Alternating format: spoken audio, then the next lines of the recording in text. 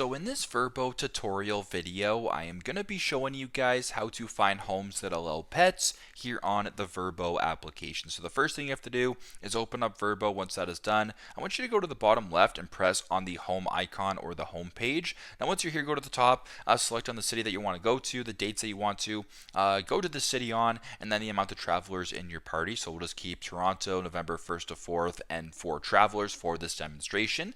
Once that is done, press on search right here.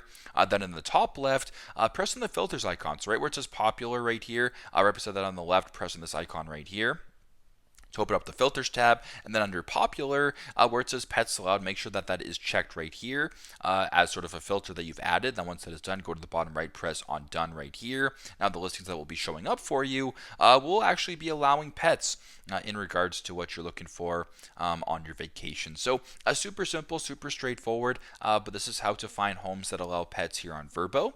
Thanks again for watching, and I hope this video helps.